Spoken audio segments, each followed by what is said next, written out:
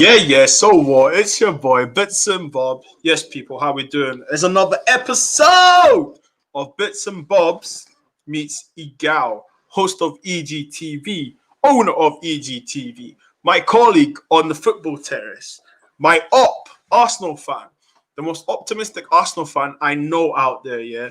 And listen, people, I get to chat with him for the next 60 minutes. Yo, Egal, first of all, man, Happy New Year. Thank Okay. you. Blessings to you and yours. How Yeah. are you, my friend? I'm doing good, bro. I'm doing good, man. I'm chilling, You know what it is? It's just me, myself, and my wife kicking it out here in south of the UK, just doing our thing. Beautiful. And how was your New Year? Was it all right? Yeah. Yeah, nothing different. Just watch some basketball. Seeing Alicia Keys on the TV doing her thing. I seen that they had an actual fireworks thing for us to watch on the TV, at least. Something. And you know what? I feel like I had the exact same New Year's as I had last year before all this stuff. Okay. So anyway, bro, you know what I do? I sit down with the cats. We have a chat. We get down to it. You know, obviously, 2020, man, we made it. So you know what I mean. God bless, inshallah. You know, talk me through it, man. 2020. What was that for you? 2020 was mad, bro. 2020 was mad. So I started off 2020 by losing my job. I had a job due to all of this whole COVID thing, right? Obviously, my birthday was in January, so that was a highlight. And then I lost my job in February. I used to work for Turtle Beach, work in the finance department in Turtle Beach, over here in Basingstoke. So from that whole time, from when COVID happened, everything going down, from the beginning of January, at beginning of February until June, I was literally just in limbo because of all this lockdown and everything else. And then luckily after that, I got myself into I got myself back into the field of finance. Working now, I've been working since June. I've been working here in Basingstoke doing my thing, and yeah, it's been blessed. When it comes to the YouTube scene, back in September, I didn't have a channel. I was working with Sonny on the football terrace. I mean, Sonny on Sonny TV.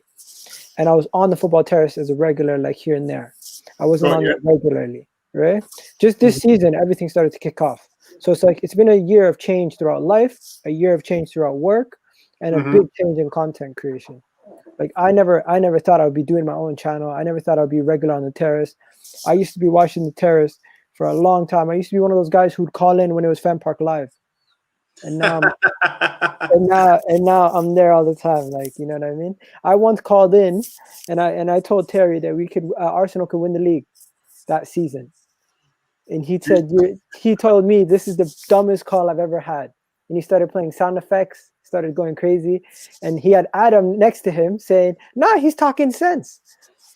So it just goes to show you, give me a few minutes with somebody and I can convince them that we can win the league maybe in a couple years' time. Okay, do you still think you can win the league? Do you think Manchester United can win the league this year? I think they can, but this is not about me. It's about you, my friend. Nah, what I'll tell you is mathematically at the beginning of the season, everyone has the same odds of winning. Yes, that's true, mathematically. And as of right now, mathematically, we still have a chance of winning. I'm not going to say we're going to win it this year. That's ridiculous. But we still have a chance to salvage the season. The season's not over. People making it seem like it's 30 games has been played already. It's not that. So okay. So we've touched a little bit on Arsenal, and you've had a good year, which is brilliant. Okay, Egtv, the kid, EG. You know, so let's get to know the kid, EG. Where are you from? I'm from Toronto, Canada. Born and raised. I lived when I was born in Mount Sinai Hospital in Toronto. I grew up there my whole entire life. My parents first came there like in the late 80s, early 90s. My mom came late 80s. My dad came, and they had me. I grew up in Toronto my whole entire life. My whole family's from there. I went to school there, grew up there. Culture associated with everything there, like from the beginning to the end. That's where I'm from. That's who I am. That's what helped me become the person I am today. Growing up and knowing how it is growing up in Toronto, which is probably one of the more dangerous cities in Canada, but is also known as the biggest city in Canada. So that's understandable. Being the biggest city usually is one of the more dangerous cities.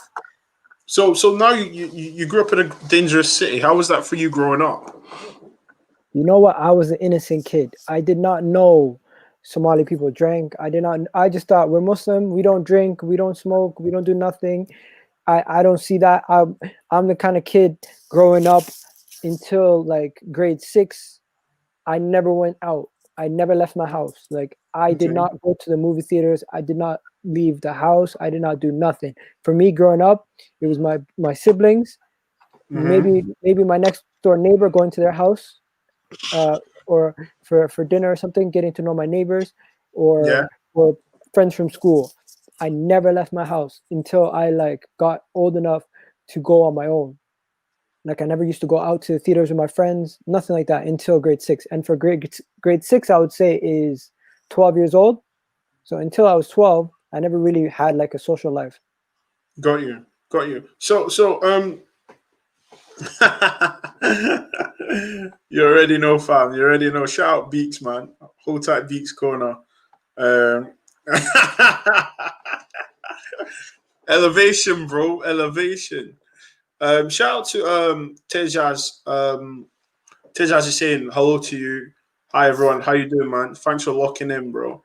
So Egal, man. So like, what happened then as you're growing up? What happened when you were amongst all of that stuff? I mean, did you start to drink or what?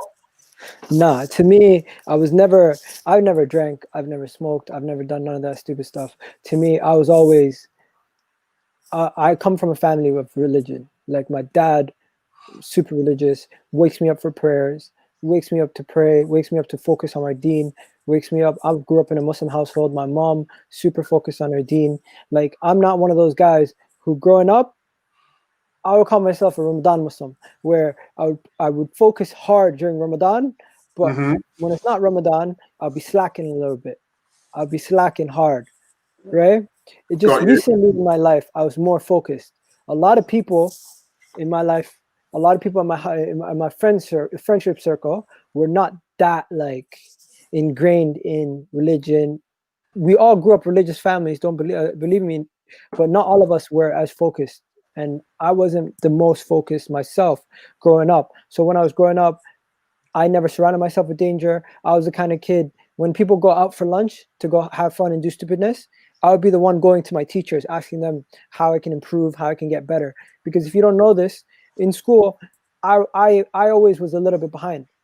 I wasn't as ahead of everybody else. So in like order Arsenal. to keep up, what? Like Arsenal, behind.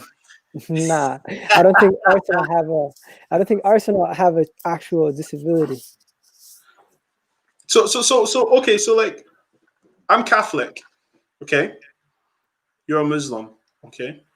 What's your thoughts on Catholic? To me, I believe lakum dinukum waliya din. That means you celebrate your deen, you do your thing, I do my thing. We don't force each other to intertwine. We don't preach to each other unless the person gives us a sense that they want to be preached to. So I'm not going to be coming out to you trying to push my religion onto you. I'm not going to be coming out to you trying to push my thought processes onto you. I'm not going to be coming out here trying to push what I need to push on you. But in my sense, at the same time, I'm not going to be out here marrying somebody who's not Muslim. I wouldn't have gone out of my way to marry someone who wasn't Muslim. If they wanted to be married to me, they would most likely had to have switched.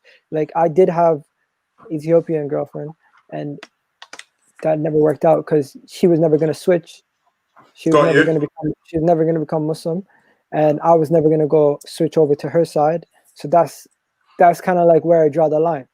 And also, you know, the whole thing about drinking, sex before marriage, all those things, it just don't fly with us. You know what I mean? Yeah, 100%. And it's tough, isn't it? To believe what you believe in, obviously to find love and also to share that belief, isn't it? It's tough, man. You know, I hear you on that, man. It's tough because obviously your religion, living your life mentally, it's tough on you. And for you to carry on and do that, I salute you, man. Look, man, listen, I'm all for religion. I believe in God. I pray. You know, my wife is half Algerian. She comes from her dad's Algerian, so she comes from a Muslim background anyway. So I get it, bro, and I'm with you. Do you know what I mean? You know, peace and love. For you, yeah. Yeah. Being in London, what's the transition like? You know, what's the transition coming over here because you know you're not in Canada anymore. You know, like what are we? For you, why did you come? And are you happy that you done it?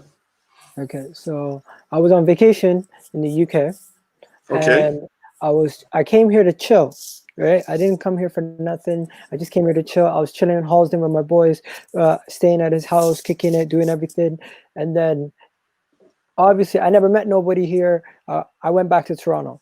The day I go back to Toronto, my friend's like, "Yo, come over. We're gonna go meet up with these girls from the UK. You just came back from the UK. You guys might have something in common to speak about." So I went all the way to the UK, never met nobody, came back the first day. My friend tells me, "Yo, come with me." I meet my future wife and her friend. Crazy story. Are you So I met serious? her. I literally flew back on the 14th of August. I met my wife on the 14th of August, first time, right? Literally, her birthday is on the same day. That was an expensive meet for you, no? Crazy, right? Now, after meeting her in the UK, we chilled for like 4 days, and then when she left, we kept in contact through Snapchat, social media, WhatsApp, everything else, right? So we never really spoke much in person.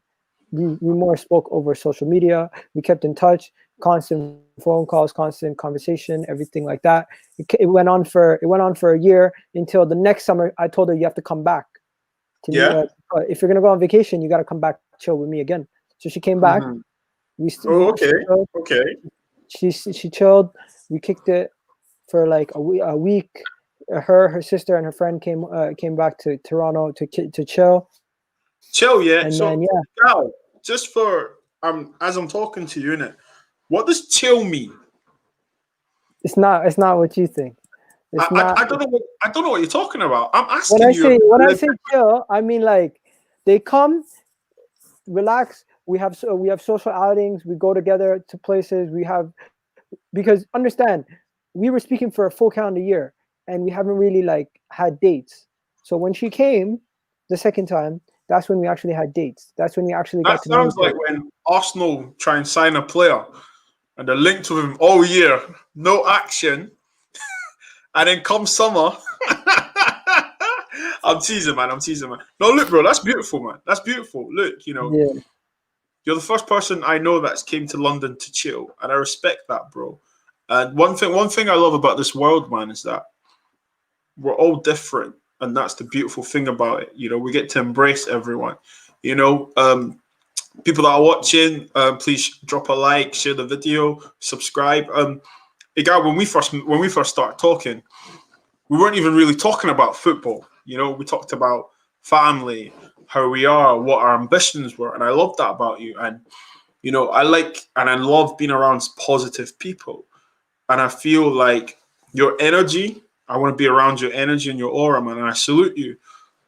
I'm gonna have to segue quickly to your football club, and then we're gonna come back. Yeah, okay. Arsenal Football Club. Yeah. How long have you been supporting Arsenal for? I would say I've been supporting it since the 98 World Cup. I supported France, and that's when I really got in love with football. And that's when I started watching Arsenal a lot more, started watching football a lot more, and got myself really engaged in the culture and everything around football. Then I started seeing Arsenal winning a lot more, and it just made me associate with Arsenal. So to me, the segue from a little kid in Toronto, Canada, watching football on the TV, watching the World Cup, to watching Premier League match days and struggling to find games on TV, that came all through the World Cup. Mm-hmm. That's how I got involved in Arsenal, through the World Cup, through watching these guys in the World Cup, through seeing how some of these French players were playing. It got me used to and adjusted to watching football, and that's how my segue into football came. And then that's how I got into Arsenal, through the French connection at Arsenal. So if I was to ask you, Egal, what is French for va va voom, what would you reply? Qu'est-ce que c'est français? Oh, okay. Parlez-vous? Okay, I see you. Je m'appelle Bitz and Bobz. J'habite à Edinburgh. Mon anniversaire 25 juillet. Bro, whichever one you want to read. Anglais, français, italiano, espagnol. So, man, so obviously you've got the love for Arsenal. Okay. Yeah. They've put you on a roller coaster. Let's be honest. Okay. Yeah. You've had your ups, you've had your downs, you know. A couple of months ago, you were looking at relegation, you know. What is that like? You know, because I'm starting to feel like we're coming down to your level. However, let me paint the picture for you. My whole entire life, every single team that I supported was bad.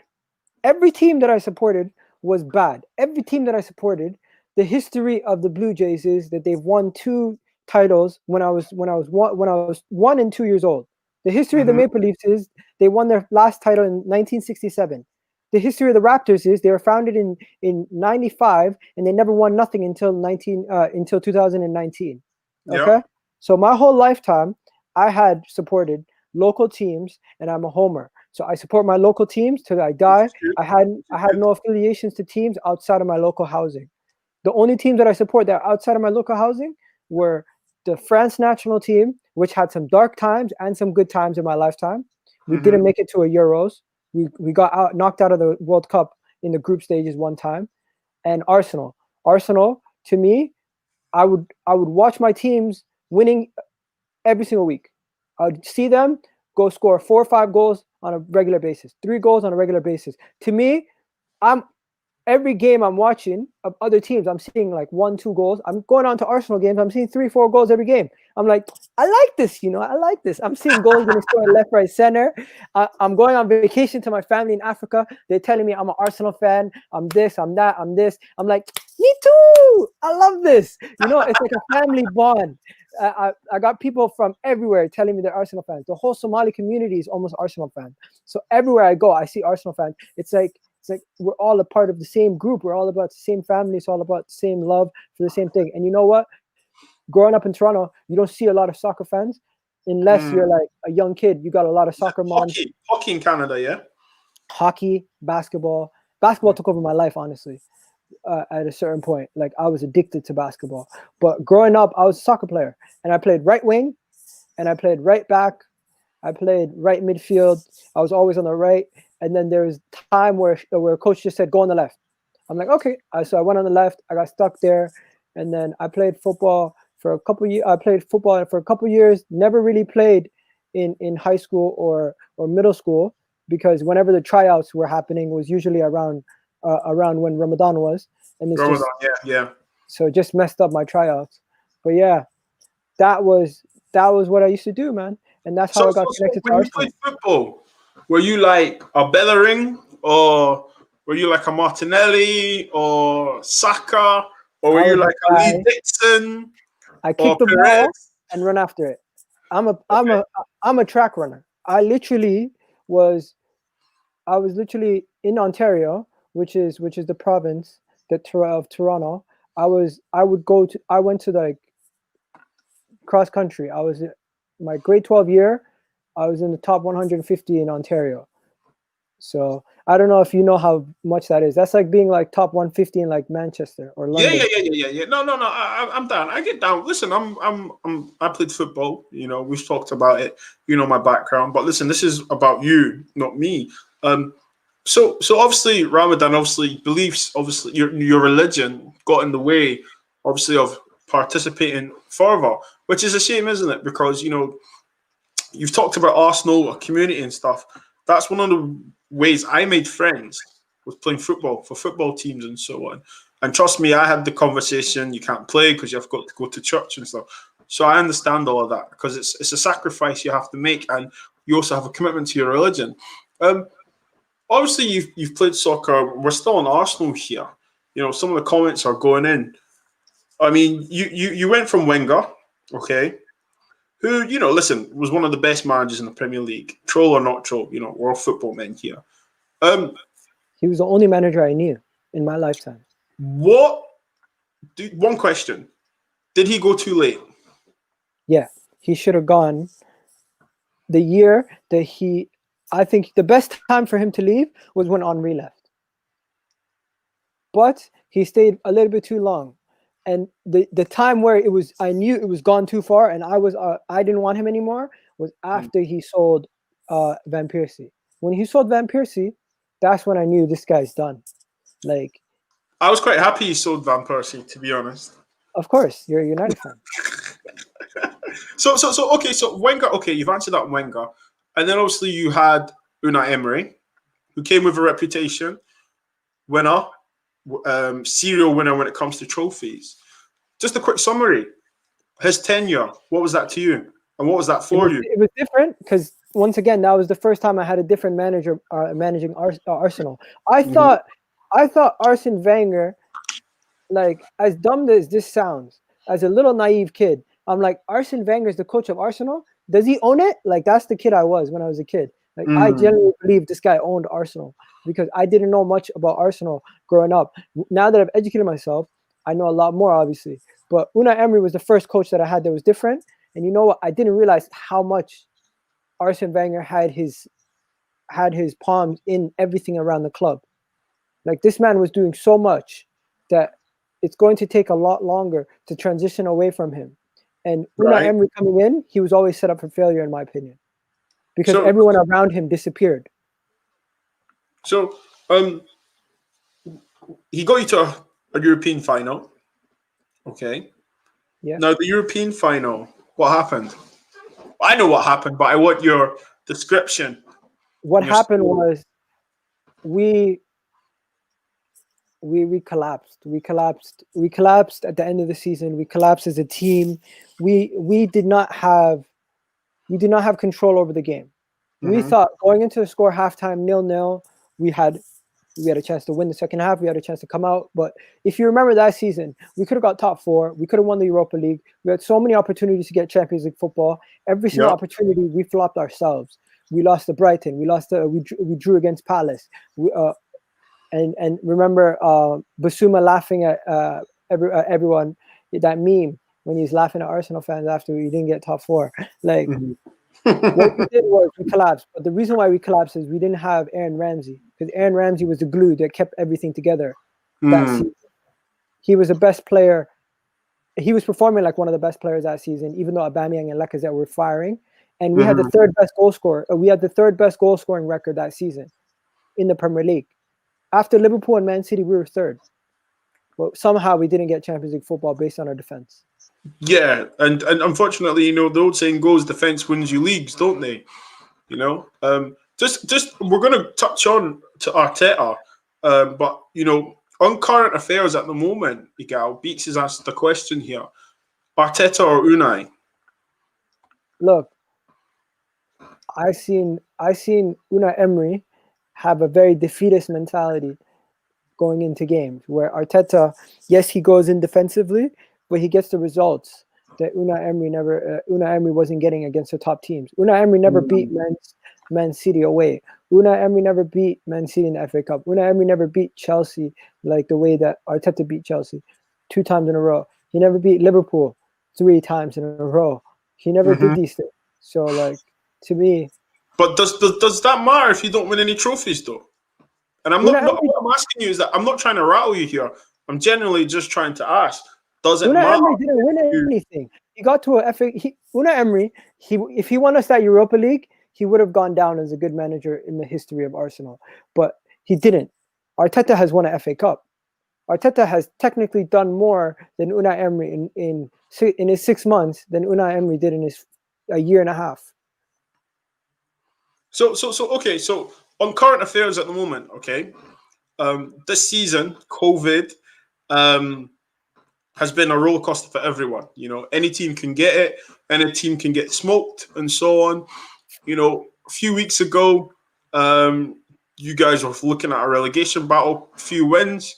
You're up now. You guys are singing from the treetops, or not top of the tree, but you know, you guys can see a little bit of breathing space. Just to conclude on Arsenal before we go into the next topic, how are you feeling right now? 2021 Arsenal. What would you like to see? We still have a chance to salvage the season. And listen to me carefully, people. Until it's mathematically done, we can still come back into this top 4 race. Bold words, my friend. Bold words. I'm not saying we're going to do it, but until it's mathematically done, it's still possible.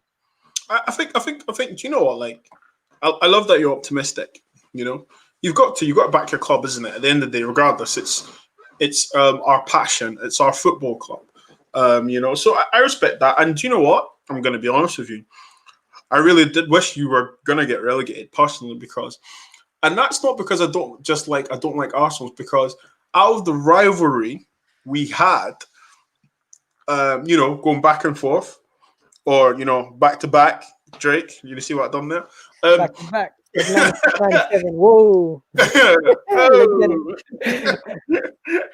I just think that it's interesting how both our clubs have just went down. You know, we've both won a few cups along the way, the last 7 years, but still we've not sustained a real dominance, and it's a shame. Gonna segue. Not a shame for you guys, because you guys still won a Europa League, League Cup, FA Cup, getting Champions League football. Yes, you're not doing as well, but of course, with the amount of money you guys spend, you guys have performed okay. Maybe not winning leagues and Champions Leagues, but you guys have still done more than most clubs. I see what you're saying. However, I don't want to talk about them, to be honest. So yeah, we'll leave my night out of it. But no, 100% you. Can I say something? Yeah. I want to know something. What was your first impression of me? Because my first impression of you first came on. I came on to Indiana's channel, and you're like, Egal, come at me, throwing up middle fingers and everything, like you're the Rock, telling me, you can't see me, or some crazy stuff like it's WWE. Like that's how you came at me, and I'm like, who's this guy? I genuinely believed you were like 24. That's what I thought, because the way you came at me like how a younger person would be.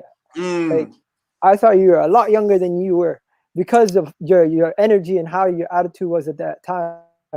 I know you. I know you're just joking, obviously, but at the time I'm like, what the hell's going on? Because it kind of threw me from left. Do you know the funny thing is, yeah? Egal, I like through lockdown, you know, I've watched YouTube through lockdown from last year, and obviously everyone watches Egtv, and I watch yourself, and I watch the Football Terrace, and you're very entertaining. And I like your optimism, and I say optimism because I respect you.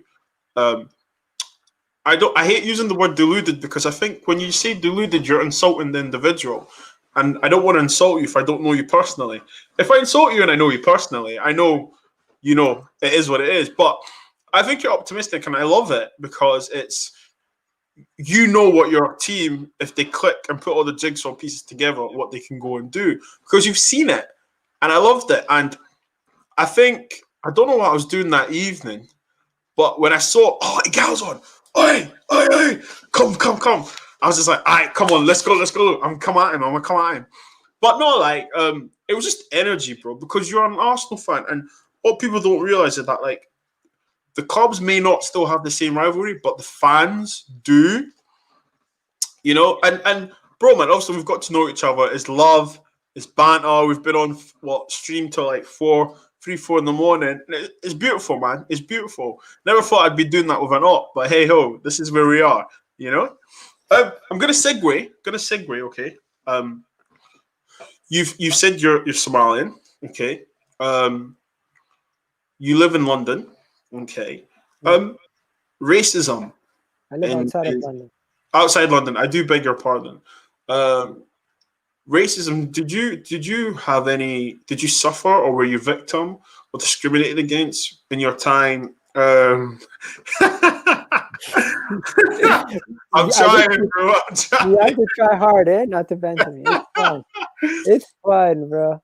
Arsenal banter themselves. It's fine. I'm used to it. What was your upbringing and obviously your time where you are now with racism? You know, Listen, have you been a victim of it? Have you seen it? Obviously, I know you'd have seen it, but have you been the victim of it personally? listen. I used to not acknowledge that it existed until like you experience it firsthand. You know what I mean? Like until you experience it firsthand, you're not gonna really like get yourself too involved. You're not gonna get yourself too like. You get what I'm saying? You're not gonna get yourself too bothered by it. You're not gonna get yourself too bothered by it. But before this, I used to work in commercial banking. I used to work at RBC, right? Okay.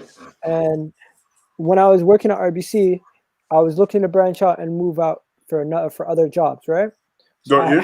I had a situation one time. If I reported this guy, he probably could have lost his job because I applied for a job and this guy basically told me, oh, so knowing my last name's Ibrahim, he basically told me, oh, what do you call it? The synagogue and this is over here, thinking that I'm Jewish, right? Not knowing that I'm Muslim. So at that point, it was an awkward conversation, and I told him, yeah, my last name's Ibrahim, but I'm not Ethiopian Jew. I'm Muslim, I'm Somali Muslim.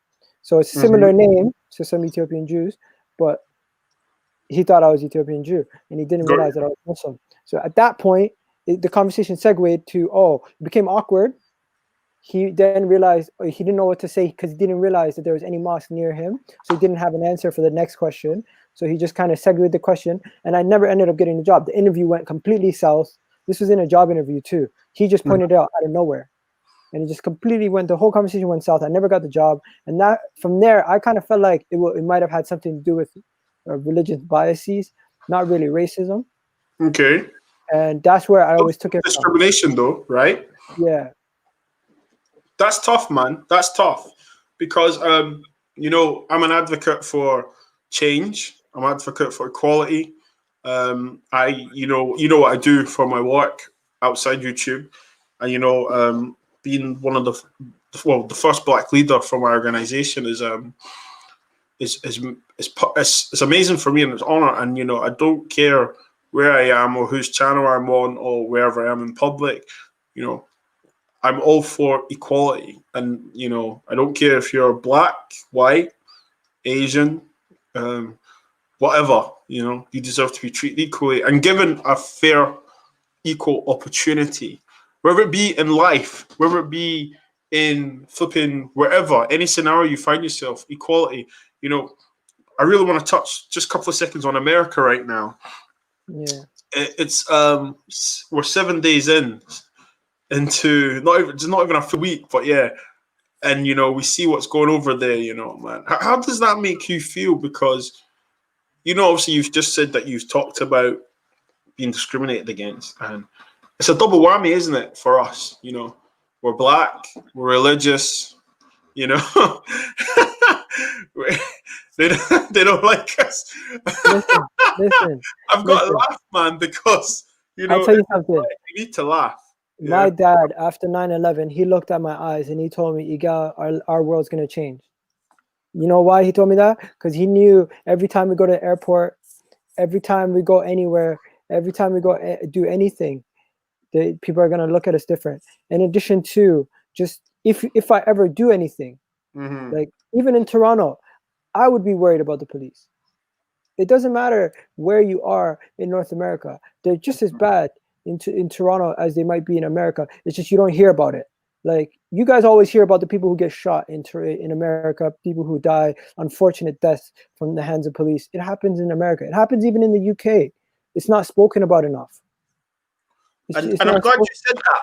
I'm glad it's not spoken about enough. It's sugar coated. It's ignored. It's like, do you know what it's like? It's like, you know, when you're in the house and you see a mess, but you ignore it because you know your wife's gonna clean it. You know, because someone's gonna clean up the mess because it doesn't matter. You know, and that's what I think racism and stuff like that is. It's like I summarize it like this. Okay, we didn't start racism, so how can you be angry at us? We do not want revenge. We want to be treated equal. Yet, because of that outcome, you still hate us. And let that deep in. We want to be treated as equal, my friend. And it's not revenge. We're not going to go back 400 plus years.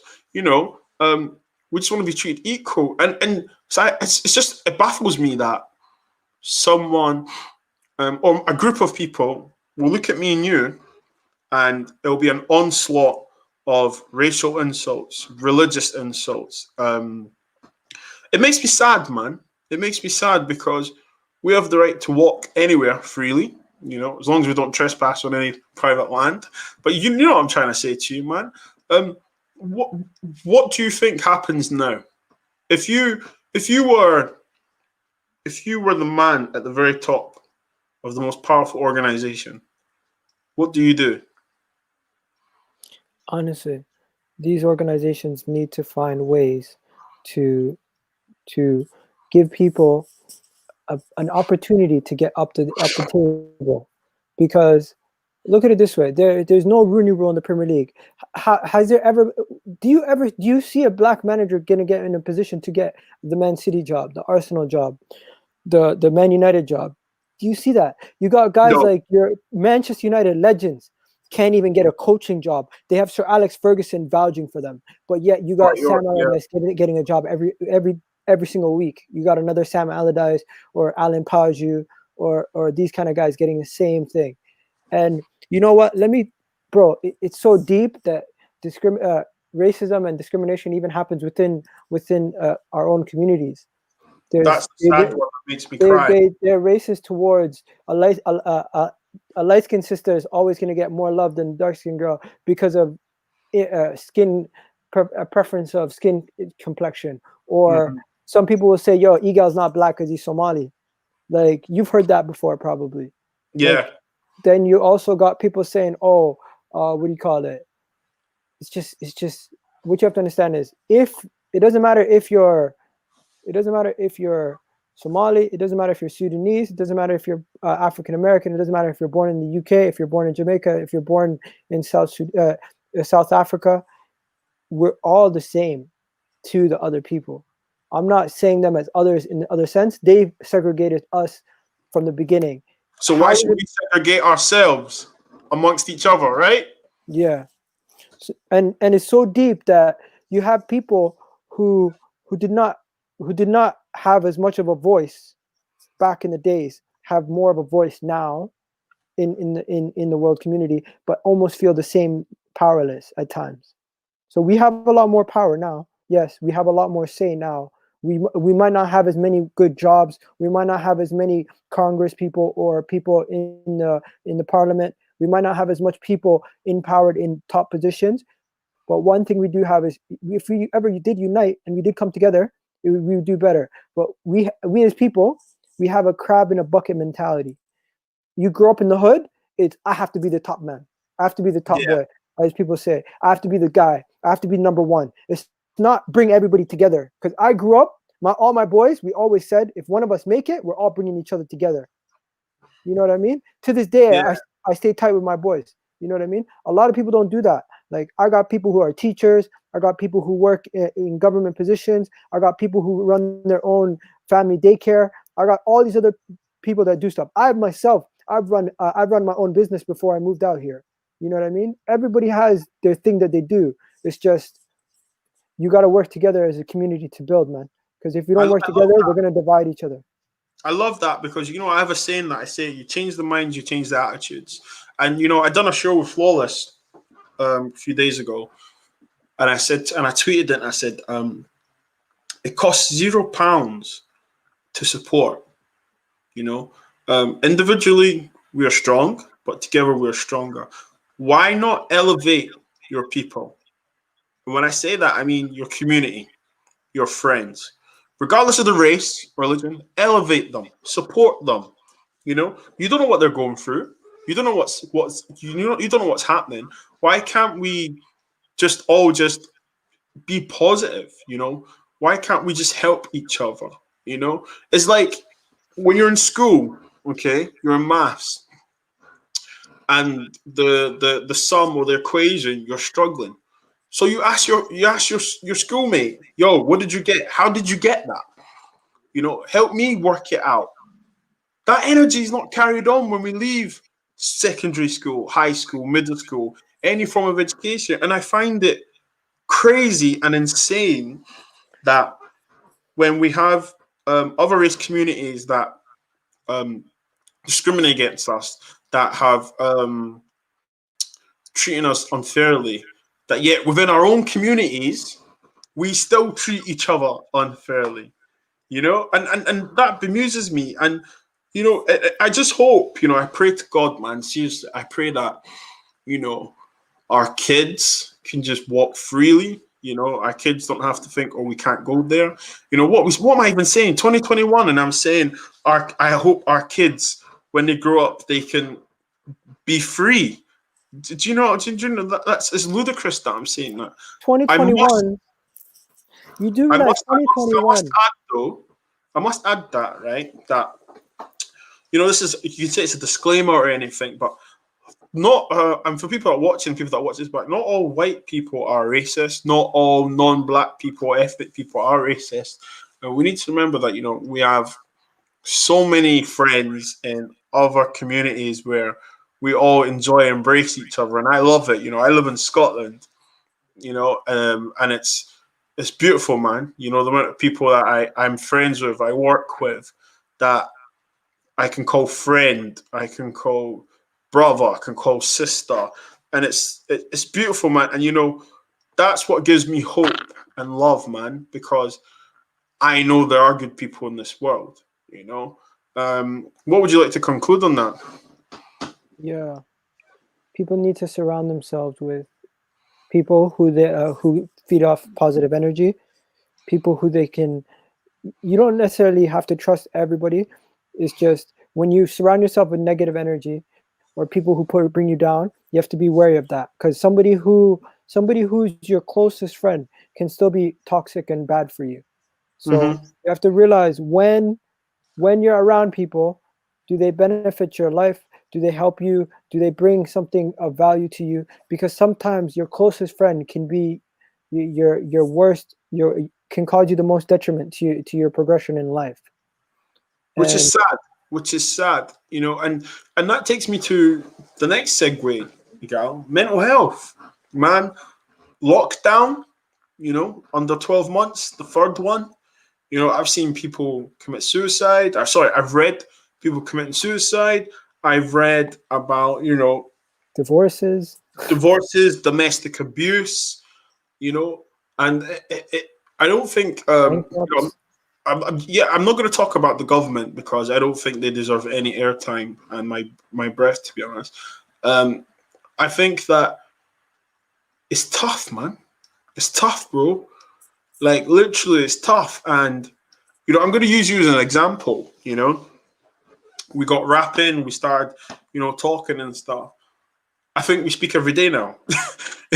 Even if it's in a passive group chat, we're still, you know, amongst conversation. And for that is major key, man. Major key, because communication. I'm a person. I'm a people person. I like to socialize and stuff. You know, I like to vibe with people, and even that is just gives me my buzz. You know, it gives me my buzz. I mean, mentally, how have you been coping during the lockdown?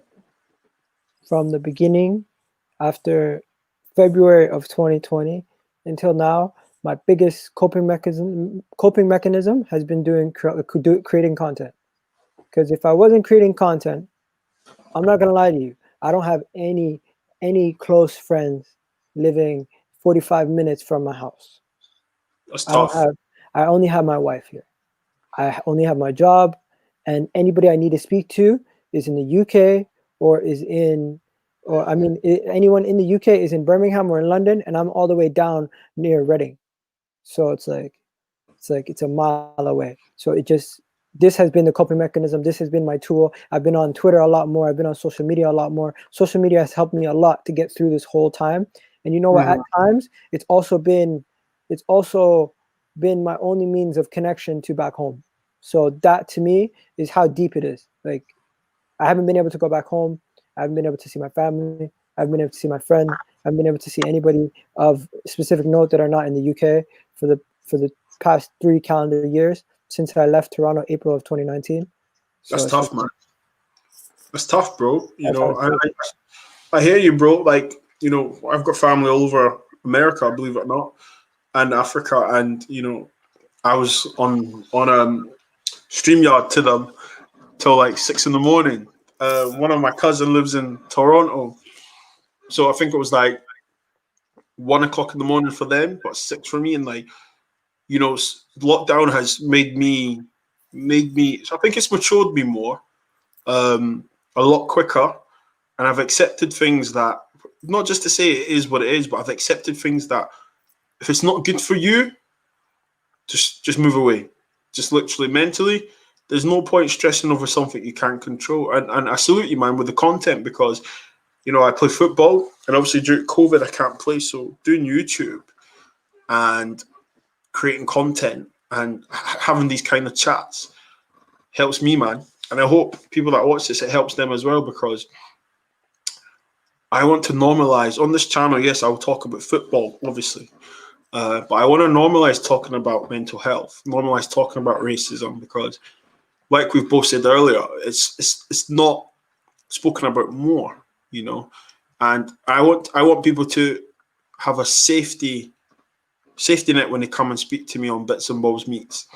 I want them to be free. I want people that listen to it learn, or people that are listening and watching it, they can teach me something, you know, because the more we learn about each other, the more we embrace, the more we engage, the more we're inclusive. And what I always say is to people, you know, lockdown is going to be tough, 100%. You know, reach out to your loved ones, reach out to your friends. If you're like Egal, who 45 minutes is a long time for traveling, you know, hit them up on FaceTime, hit them up on Zoom, you know, half an hour conversation, trust me, can go a long way. Respect to that. Egal, I mean, what's your final thoughts on the mental health thing before we move on, man? Listen, it does not cost you a penny to reach out to your family and friends, but you don't know how much it means to them. So just give your friend a call if you haven't spoken to him in a long time. Give your mom or your dad a call. Just say hi to them, because it doesn't mean a thing.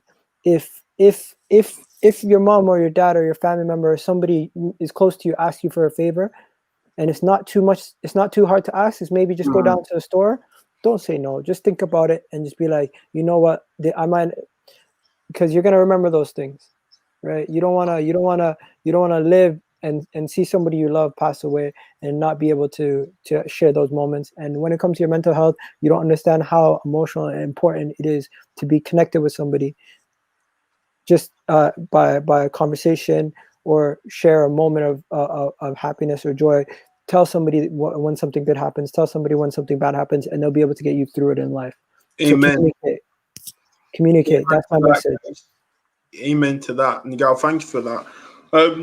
Gonna segue on to the football terrace. Yeah. So obviously, a few weeks into YouTube, I get the call from Terry. I sound like it's an international call up. I got the call. And obviously, we're both on the terrace now, respectively, Man United, Arsenal, and rivals and stuff. Your relationship with Terry is a very interesting one. Why?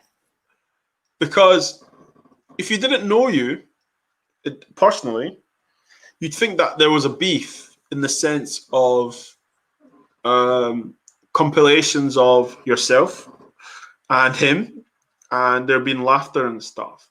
And I remember, was it a couple of weeks or it was last year actually, someone tweeted, "Oh, Terry's bullying you, blah, blah," and we all had to step in and be like, no, you know. And just before I carry on, Mafra has said something here. Emotional. Yeah. One phone call to mom and dad would make their day. We don't seem to appreciate it. Exactly. exactly. 100%. And look, me and Egal are on Twitter. If anyone wants to have a chat, listen, we're open. Seriously, we're very good. We're good conversationalists. We can communicate to anyone on any level. Yeah. So the football terrace, you and Terry, you were getting at it saying, "Oh, he's bullying you, but we ought to step in," because what people don't see is that we're in a WhatsApp group chat, and it's popping off, probably popping off as we speak right now. So yeah. So what's your relationship? What's your relationship with the football terrace, and what is your relationship with Terry?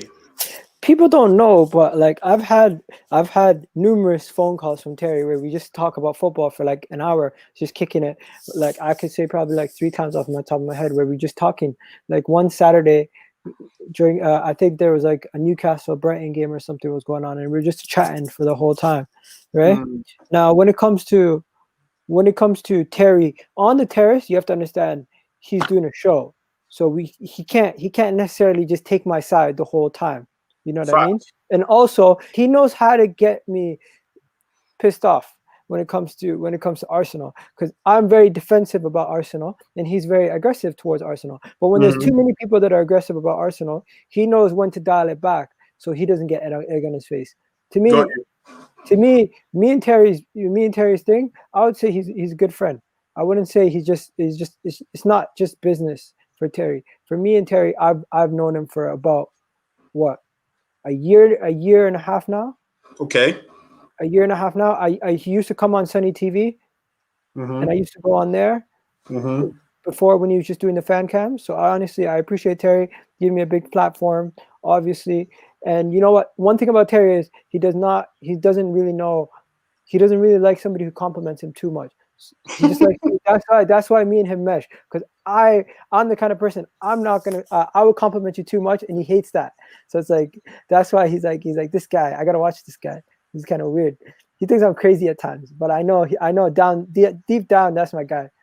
As much as he thinks I'm crazy sometimes, that's just who I am. And also he knows that I'm so different from him and other people in the channel that it really works.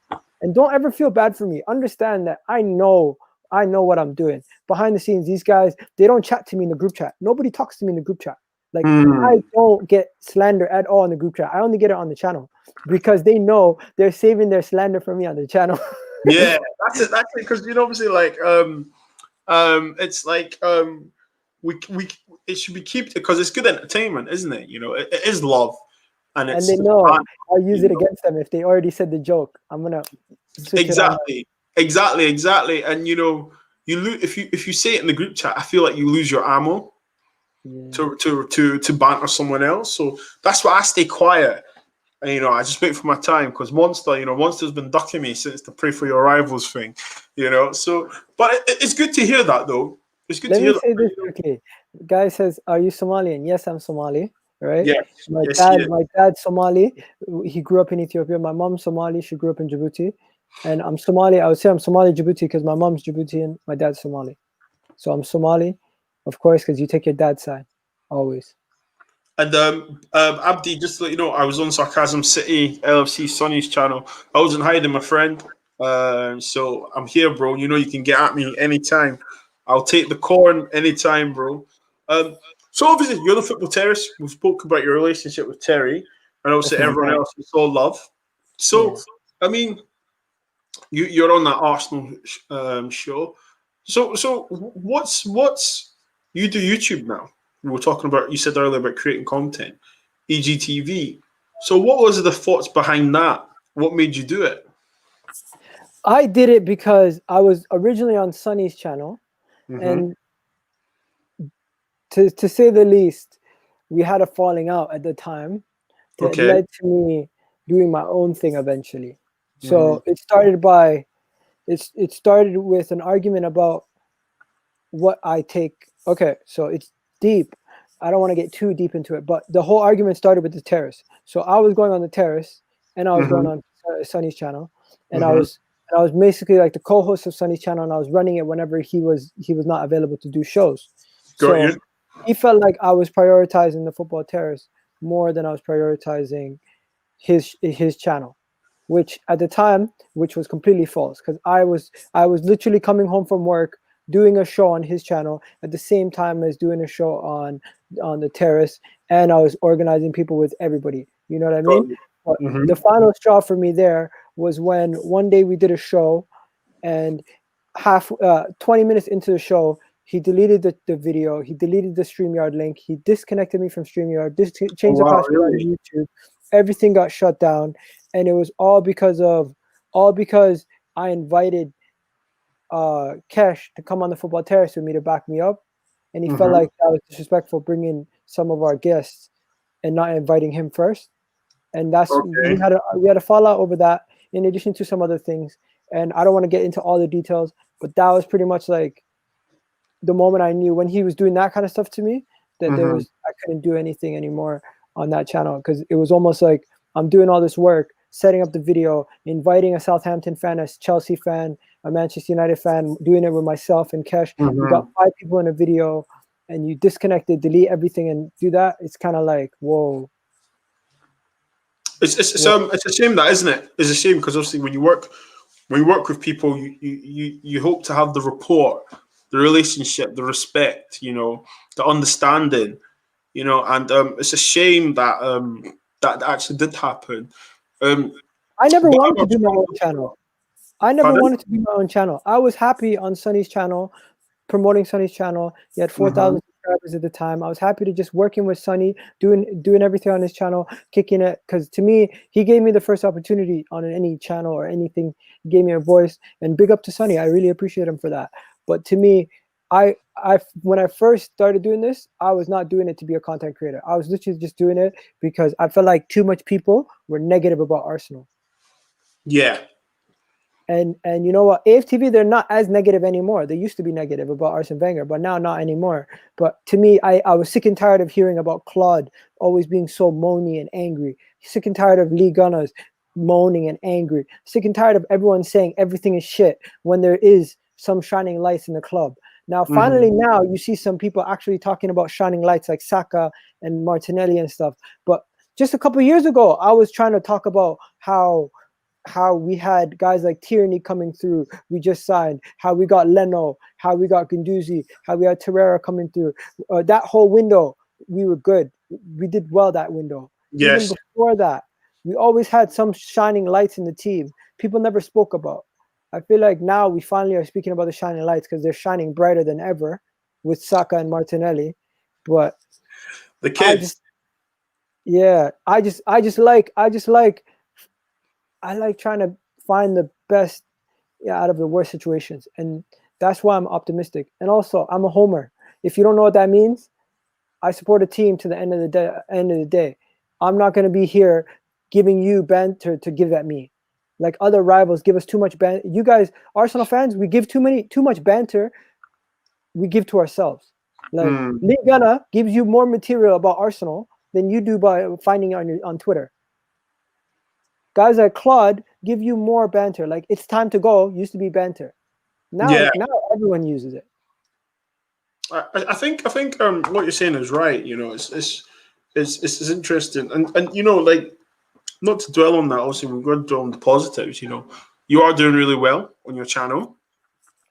You got 1.4? I just hit 2K yesterday. You just there you go. I beg your pardon. Yes, actually, I know that because I was part of the conversation. So no, you hit 2K yesterday. So congrats to you, man. Get your flowers and everything. Seriously, bro. More to come. Road to 2.5. So what's your plans for 2021 regarding content? First things first, my plans 2021 is just to continue doing what I'm doing, no stress, get a new mic, because right now I'm using Apple headphones, probably upgrade my camera or maybe my laptop to do that. I can help you with the camera part. There you go. and then that's pretty much it, man. I'm probably gonna have to move and find a better location for me to stream, because every day you realize I'm moving around locations too much, right? Like, and then let's not even get too much into that. Like, I'm done. No, we're good vibes over here, my brother. I mentioned him, but I'm done talking about certain people. They still, my name comes out of that guy's mouth so much, it's ridiculous. Like, I've moved on. Like, I don't get why you're still. You know what it is, bro? Right now, I have what 2,000 subscribers. I'm not that big. I'm not that well known. All these guys who have big channels, they're gonna try to come look down on you, talk shit about you. But the thing about me is, I don't sit down for nobody. If you think you can talk shit to me, have in life, regardless of social media or YouTube, you know, yeah, be your own person. Be your own person. yeah. So Like, let me just say one thing. Anybody who right now doesn't work with me because I don't have as much subscribers or anything like that. When I get bigger, don't come crawling back, because I'm not gonna be hollering at you. Believe that. and you know what? Keep the energy, bro. That's the energy. You know, the energy is all about, you know, you wanting to do well, and it's all about elevating each other. And you know, we're not about negativity. You know, I've promised us 2021. I'm not interested. You know, literally, I'm just not entertaining it, man. Not entertaining it. We've reached the hour mark, my friend. What would you say, you know, for those people that are looking to start doing YouTube, or looking to build their confidence, or you know, just looking to make content, you know, not regardless who they support, what would you say right now for advice for them? Yeah, reach out to me. I'll chat to me. If you want help, if you want to come on, talk about whatever team you support. There's times where we just chill, sit back, and talk about any team, any previews, any match previews, any match reactions. If you just want to jump on, just talk, you can talk. Rivals come on, anybody comes on. If you want to come on and just chat to me, come chat to me. Egtv, you already know what it is. Just quick plug right there. But before I even get into that, if you want to start something, just figure out what you want to do, how you want to do it, organize it, plan it out, and get it started. Because you know what? The moment you do your first video, then it's out of the way. Now you're not nervous anymore. You can get started. It's like starting any job.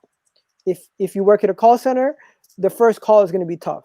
If you work in sales, the first sale is going to be tough. If you work in retail, the first customer is going to be tough on you. Everything. The first thing you need to do. You just need to get it over the hump. Because once you set it up, you're flying. For me, it took me 16 days to build up the courage to do my first video. There you go. There you go, guys. There you go. Listen, I am your host, Bitz and Bobz, and everyone, listen, thank you for tuning in tonight. It's been an emotional one, man. Been an emotional and positive one. You know, we've been trying to plan to do this for a long time, believe it or not. We keep missing each other. So today was a great window. And listen, everyone that's in the cut, thank you so much for listening. Make sure you like and subscribe. Egal, please tell the guys where your socials are, where they can find you. Yeah. So what? It's Egal. Anyways, Yeah. I wanted to take that from you for a second, just to try it. Look, you guys already know Egtv, and on Egtv you can find me at the Kid EG on Twitter. And don't forget, guys, if you need anyone to chat to, just chat to us on Twitter, and we'll message you back. You know what I mean? We don't go missing on people. Just DM us. Don't say nothing crazy, because I won't respond to no crazy messages. I don't want to hear about like you telling me who you're dating or anything like that. But but if you want to message me, just be like, hey, how's it going? Talk about Arsenal. I'm down to talk to you guys about Arsenal. Just don't message me your whole life story. I'm not here for that. Listen. Thanks very much for that. And obviously, yeah. So what? It's your boy, Bitz and Bobz. Listen, guys. Peace and love to everyone. Take care. Have a good evening. Stay safe.